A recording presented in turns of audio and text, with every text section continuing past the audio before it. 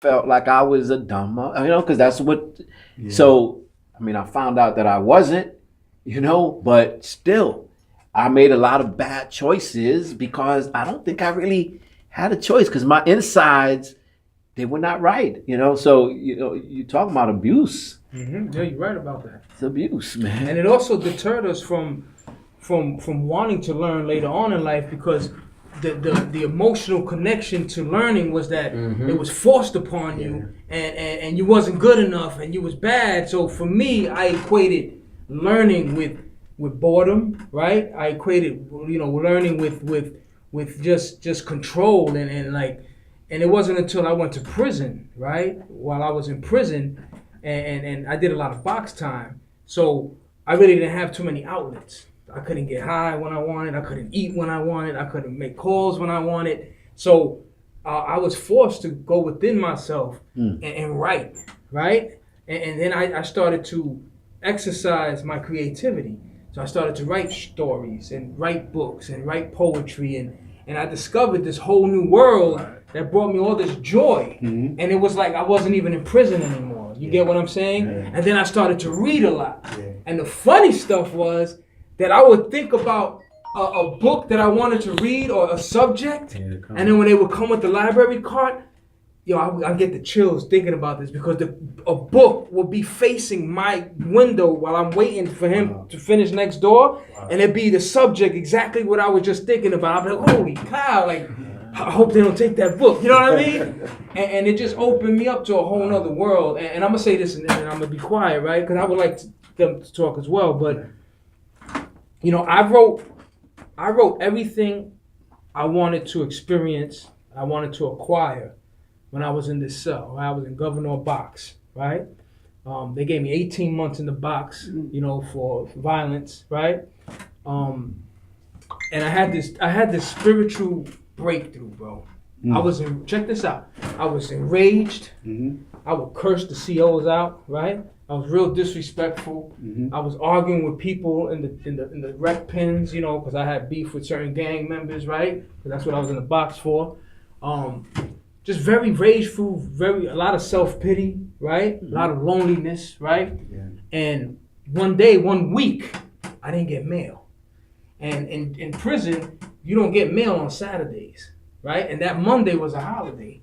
So Friday, I wrote everybody in the world that I could think of, right? So I was like, I know I'm getting a letter today. Right. And when the freaking CO passed my cell, I felt defeated, right? I felt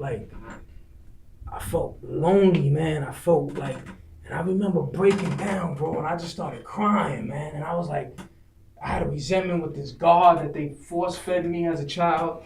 And I was like, God, man, if you real, help me, man. And I remember just crying and crying, right? And I was pleading with whatever this higher power was, and my pleas turned into thank yous. And I started to feel this overwhelming sense of warmth and connectedness and gratitude and love, man. And from that moment, right, my life changed. I started to say thank you to the COs when they brought my food, and I became a barber, right? They was letting me out the cells now. I got 4 time cuts. So 18 months turned into 5 months, right? Wow. Listen, I didn't have none of my programs that I needed because I was always in the box. I made my first board on a violent crime, which was unheard of at the time with Pataki, right? That's Governor. I wrote all these organizations, man, and they was writing me and sending me books, and man, I got the chills because, and then I'm gonna fast forward, 2012, both my grandmothers died, my closest cousin died, my grandfather died within a 90-day period, right? And I'm sitting in this house in Charlotte, North Carolina, right? I got my children in the room, my wife is sleeping, I got girlfriends on the side, right? Everything I think I need, right? I got cars, he came to visit me, So from the outside looking in, I'm successful. I got some money, I got businesses going on, and I'm on the radio, like I'm doing it. And it was 4 a.m, and something tells me, Go in the closet, grab it. First of all, 3 to 5, 3 to 6 in the morning, that the portals open up. Anyway, There you go. so those are magical hours. So I go in and I grab my duffel bag and I pull out all my writings and I open up this journal and the list is there of everything that I wanted. This was my dream in prison. This is my dream, what I wanted to experience. And I read everything off that list, and everything on that list came to pass, plus more. And I was miserable, you know? And I just say that to say that I realized from that point forward that this is an inside job. You know what I mean? And from that point, I started to exercise everything that was up here, everything that I learned in prison, and all the books that I read, and the experiences that I had, I began to internalize.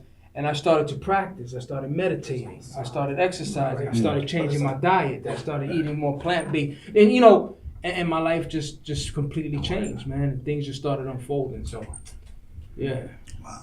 Well, it can't happen, right? Unless you go inside. That's right. It just can't. Now, just food for thought. I know when it happened for me. That's a long time. You know, these days, 29 is too late. It happened for me when I was 29, right? For you, I don't know.